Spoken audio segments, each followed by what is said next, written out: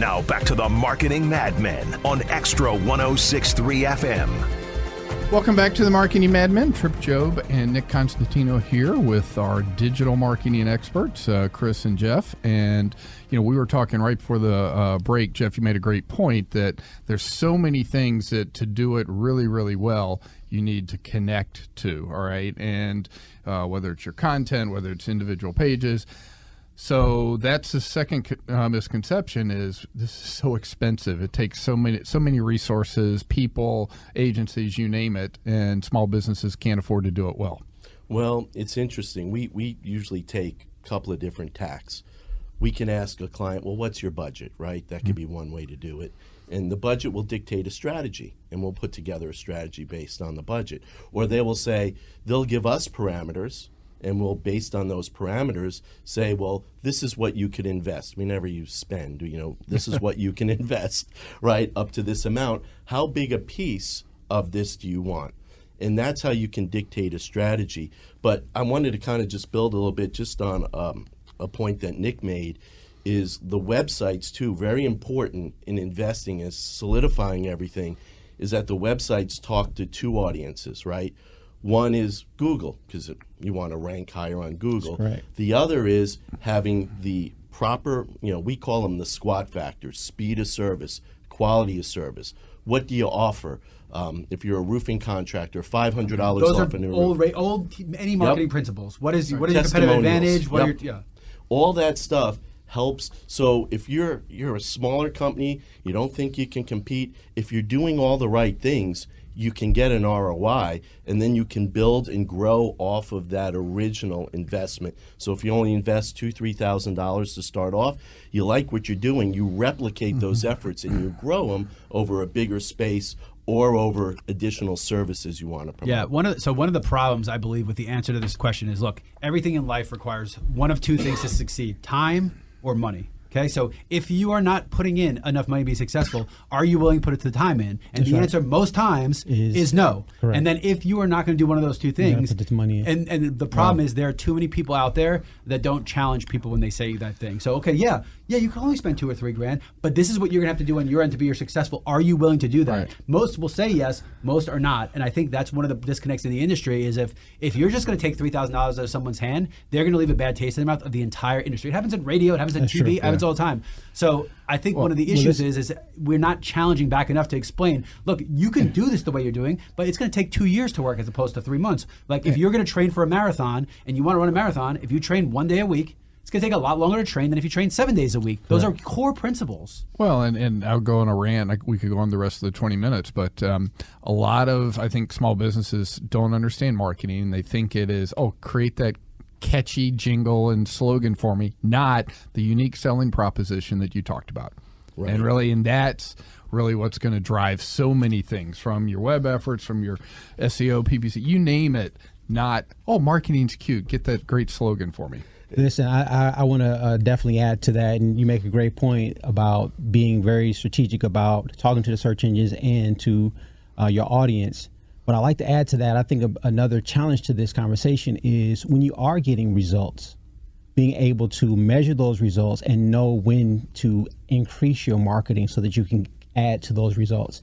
Sometimes you are getting good results. If you're spending $1,000 and getting $4,000 back, you're getting good results. You may want to spend more. And as you continue to expand your marketing, that 4-to-1 may turn to 6-to-1 because you expose your business to a larger market, right? So initially when we start with some of these small businesses, you give them exposure and you get them traffic. As they start to get results, if they can recognize by tracking their leads, tracking the conversions, they see the return on investment. Now they can start to make a larger investment in their business and then start adding other forms of advertising to their budget so that they can get a greater return, because it's all about more eyes. The more eyes who sees you, so the let me ask you a question return on that, Chris. So this is a misconception that I have. It might be wrong or right, and I'm going to challenge both of you to prove me wrong here. So while I completely agree with that, that's also a problem because all you're doing is bidding for a same set of eyeballs. And if you go up in price, then your neighbor's going to go up in price and your competitor's going to go up in price. And everyone is continually bidding up said price. So the only person that wins is Google every time or Facebook every time. Because in theory, you go and tell your buddy, oh my God, I'm seeing such great results. I'm doing this. Google's working. They go, well, I got to be on there. So now they come on there. And now Google says, hey, to compete, you have to spend this much because this person's spending this much because it's all public domain. They might not be saying your name, but you're saying your competitors are spending this amount to be here. So all of a sudden, you're just bidding over each other, and that money you're putting in might be less effective because it's that system. So again, I think the systems are rigged. To you spending more doesn't always mean you will see more success. But and again, I see a problem there. No, I agree, and I think a lot of people take that tack. But what I heard Chris say is when you have the metrics and you look at it, let's go back to the $1,000. All right. Where are you seeing return from? And are there new markets or adjacencies or things I should go after? And are there areas that aren't returning? And maybe it's not spending more, or maybe it's just a little bit more, but it's taking some money away from here and putting it there. Right. Absolutely. And it's really, and not just adding more to the current pot, but yes, in essence, you are throwing more money on. Maybe if you go into another market, you decide, okay, I want to go down or further out to Kennesaw, or I want to get out to Ackworth or places like that. Okay. But now you're talking about changing your business model, not just your marketing. You're expanding your business. But that could be part of what you're doing. Exactly. But it's a strategy, and that is, can I serve that area? Do I want to serve that area? And is it tied in? Yeah. And if you're thinking of it that way, then it's fine. I don't think most people think of it that way. No, I think if, this is working, let me double down. Do the same things and double down. I do agree with you. Yeah, you want to diversify. In this example of $1,000, that's not a large enough budget to maximize on any industry, right? So you're going to have a lot more room in just directional advertising if you're doing one form. So you could add to that form. You can then adding another form. Like if you're doing SEO, you can add pay-per-click. If you're doing pay-per-click, you can add SEO, right? But then once you maximize on those, then you should definitely start adding additional forms of advertising so that you can expose your business to larger markets. So I'd always recommend my clients to brand their business because any advertising you do when people are searching for you will only be better if they're now searching for your name. And so you bring up a great point. So you're the SEO guy, you're telling people to brand. I'm the branding guy and I'm telling people to do SEO. This is what's broken. SEO is better when you brand. Most it's SEO so much better people and most pay-per-click people think they're fighting over the same pools of money, so they don't have honest conversations with clients of how this all works together. They are out for their own interests and their own agency's interests, which is screwing the client, because ultimately when the three of us talk, that's what maximizes a return for a client. When you realize that 30,000 brand assault is only going to make my pay-per-click more effective. It's going to only make it easier for Google to index because more people will be looking for it.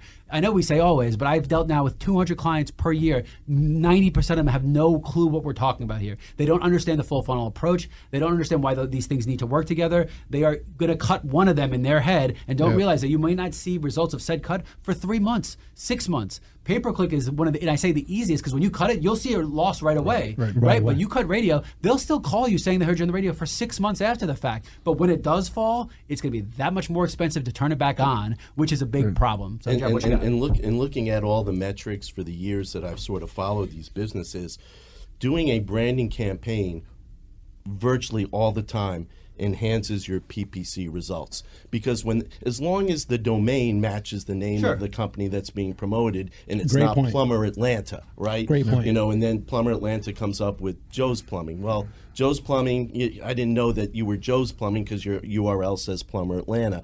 But to your point in terms of cost and competition, the thing that you realize is that you can look at all the keywords. You kind of in starting out, SEO is not going to be there right away. It's going to take 3 to 6 months from when you start out. PPC is immediate. So you get those leads, and as you add in SEO leads, your overall cost per lead from digital will go down. But to get those PPC leads down, you're working on a couple of factors. Quality score, which can help reduce what Google will charge you on a click.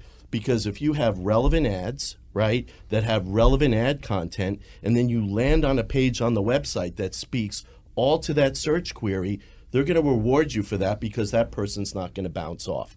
They want to serve up the best results possible, and they'll reward you for discount on the clicks.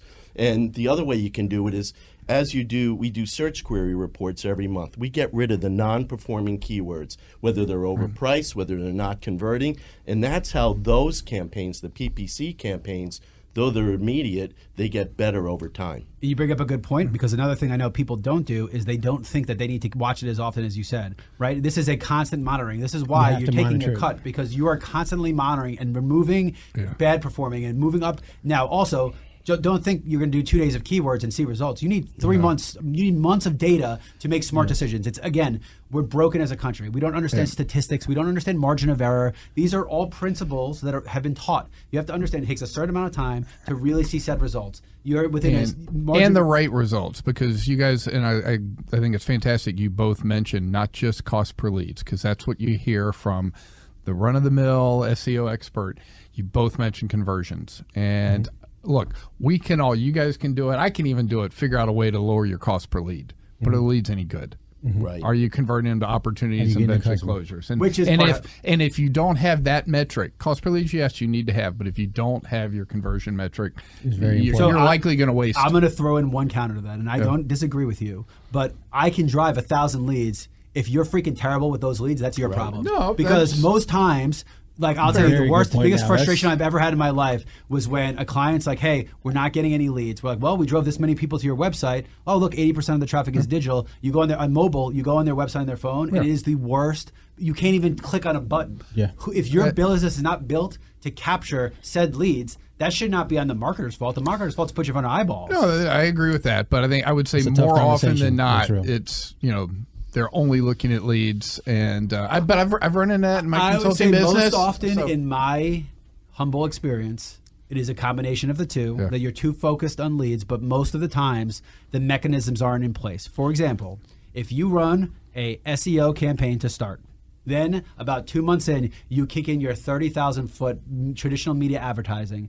Then you start pay-per-click. Your effectiveness on pay-per-click will probably be 2 to 1 because those mechanisms are all in place. You know your SEO is good, which means your website's good. You're fulfilling said things, which means that's going to be that more effective. If you do that backwards, every single step backwards, your leads will be half as valuable. That is a phenomenal point. And then I would add to that, you talked about having the things in place.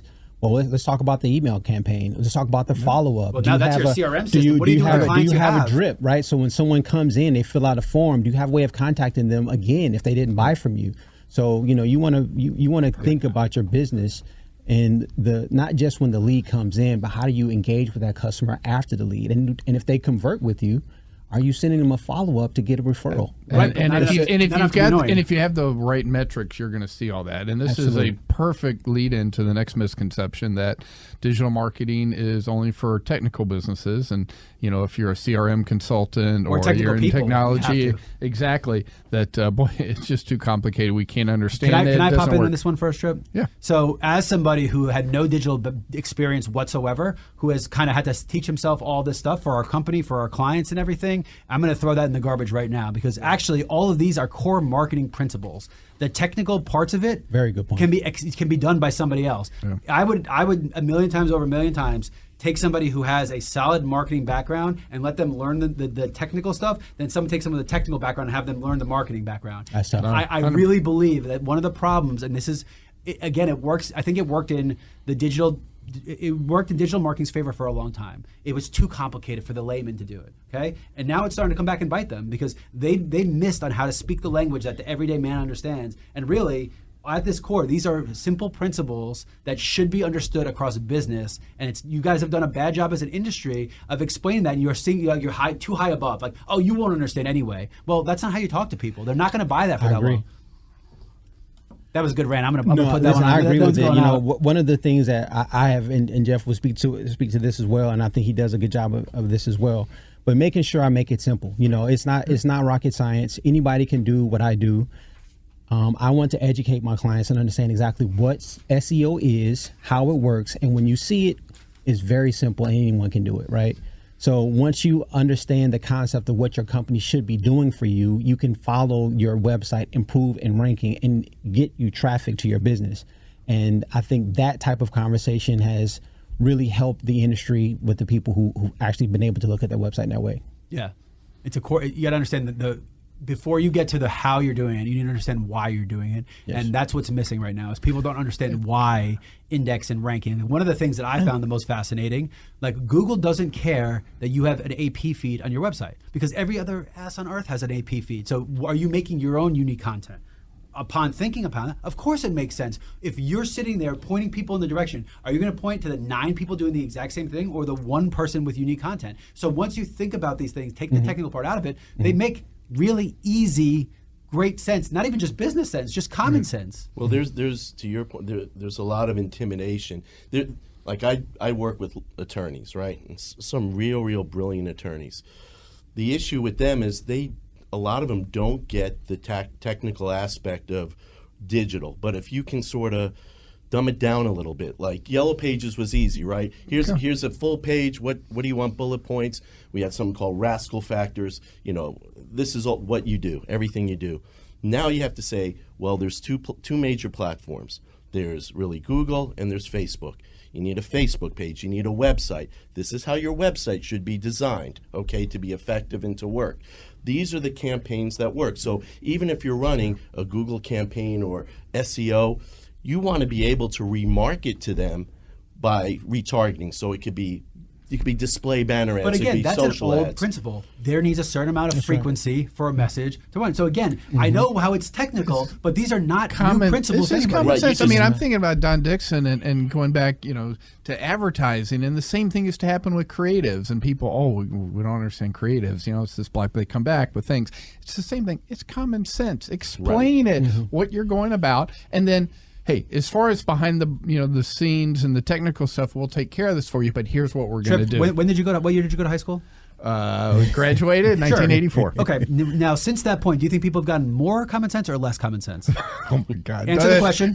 Answer the common sense. Since the state of our okay, good. So that's the problem. So don't say it's common sense because common sense inquires everybody common to know it, and they don't know anything. Can I tie this all in together with we talk about how marketing is all the same? One of the things that I talk about all the time, in that you got to find your customer, right? Let's say any form of marketing, you got to find your ideal customer. Then once you find your avatar, then once you do that, you want to figure out what their pain points are. Then you're going to create your ad for that your proposal, your offer for that business, and then you're going to promote that online. That's the same for Google. That's the same for radio. That's the same for SEO. It's all the same. You're talking to your avatar.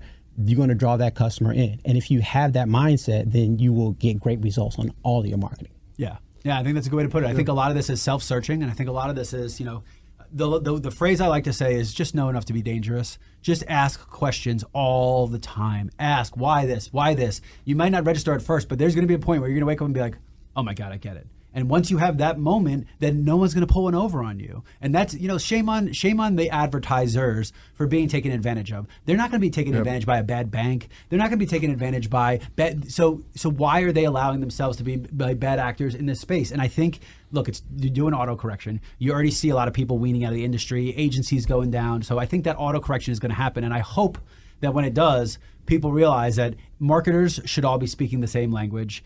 The people doing the marketing need their people to speak the same language, and once that happens, I think we'll be in a much better spot. Oh, absolutely. So what do we have next? We got time before the break for one more. That was an intense one, man. I gotta lighten this one a little bit. My goodness. All right, how about we do this one? This is one Jeff to talk about. Good digital marketing delivers quick results. There can be instant results, but the best results don't happen immediately. So digital marketing, it's just a term that everyone throws out of anything that you can really do online. So a lot of it revolves around the 2 platforms that we spoke of. If you're a business-to-business, LinkedIn sort of factors into that too. But you have to develop a strategy. Once you develop the strategy, you build on the strategy, see what works and what doesn't work. And you can get immediate results from PPC, right? Because as long as the source that you're leading that searcher for is answering their question and fulfilling their need, you'll get a lead and a conversion. To your point that the other person on the other end of the phone converts that into a prospect that takes it to the next step. But the bottom line is you have to have a an understanding and set the expectations that this could take 6 to 8 months before you see the best results. And I love it. And that's something we talk about right now all the time. And immediate is different than last minute. I'm sure you've had the case of there's events or something coming up, seasonal type nature of things, and someone comes to you 3 weeks before the season kicks off, and that's not immediate. That's last minute. Right. Yeah, right. And there are mechanisms for that. You'd have to spend more money in that small window. I mean, again, it's either time or money. If you've missed the time to set it up, then you flood the system and you can do it. You know, one really ultimate point here, when you're looking at all of this together, when you're looking at timing, when you're looking at all these stuff, if you do not, from the beginning, lay out what you're trying to do, lay out your plan, go about your plan. If you do not lay that stuff out to begin with, then you're going to be shooting from the hip every single time you do something. So again, like I said, which part of this, what is your first strategy? Is it SEO? Is it web design? What's your first step? Do your first step, but be planning your next step. You cannot just start and then stop and start. So SEO, going into this, we're going into this, lay those out. They will fall like dominoes, but if you're only looking for short-term benefit, there are ways to do it, but you will not be building a brand. So one of the things I always tell people, are you looking to sell your company tomorrow, or are you looking to pass your business to your kids? If you are, there's 2 different ways to go about it. All right, so we got about 2 minutes for the break. We'll give 2 minutes to, if you are looking at short-term benefit. What are some bits of advice, Chris? You're looking for short-term benefits. I do think pay-per-click is a good option. I think that you want to keep the mindset of easy come, easy go, right? You always want to focus on the long term. But if you're looking at it, your pay-per-click would be a good start to get leads right away. And then, of course, you want to put systems in place so that you can continue to, every lead that comes in, make sure you have a funnel to continue to communicate with And I would mean leads. simplify, right? You're not going to do a 50-page website if you're looking for quick leads. Do 3 pages, have 3 ads that lead to said pages, slim your offerings. Don't make them huge and verbose if you're trying to do a quick. Yeah, and you still have to build out your website, even if you... website's a living, breathing thing, right? So once you build it, it's not done. So if you say, hey, let's get these 3 to your point, 3 pages up and running. Let's promote, if you're a roofer, let's just go after roof installation. You really want to repair roofs. Storms start coming in April. You don't want the roof repairs because they're not big ticket jobs. Let's run a campaign. We'll build out the content. Let's get that started. We'll develop the website and keep adding pages. So you just named one thing that's also here. That's a variable, because what if it doesn't rain in April? Because what if it doesn't snow? I mean, people do this all the time. They make all the plans. You still need to change sometimes. Right. We have months. Correct. It's gorgeous. It's going to be 70 degrees today. Who's thinking about heating in February? Right, and that was one of the things when we talk about short term is, and granted, we used to have larger budgets in B2B, but I used to keep about 10% that was, I called experimentation budget. All right, now if you're working with $1,000, 10% is not going to work. That's right. But the point being, there were things that would come up short term that we would experiment on. All right, let's just try this. And the goal wasn't, oh my God, we're going to get tons of leads or this or the other. Did we see enough, knowing that it was a short-term experiment, that, all right, this is an area we need to think about. How do we integrate this more often into our business? Now, it could have been digital related. It could have been experiential. We had it across the board, but that was the goal of, all right, I'll take a small piece and I'll do some things that are timely. Right, and let's just see what we learn. And if we learn, we want to integrate that into our overall budget going forward. So, great idea. Yeah, that's right. There's no 2 digital strategies that are alike, because every business has different goals, different objectives. You have to customize it, and if at all possible, explain to them so they understand and manage the expectation of it the whole time. Otherwise, you get guys like, you talk to them and they say, well, how much is it? And that's all they care about. It's like, listen, this is an investment. You need to kind of understand how this works. Because if you're going to come in like, how much is it? It's like, not how much is it, it's how much is it going to bring you. It's not a commodity. Right. So we're talking digital marketing. You're listening to the Marketing MadMen on Extra 106.3. We'll be right back.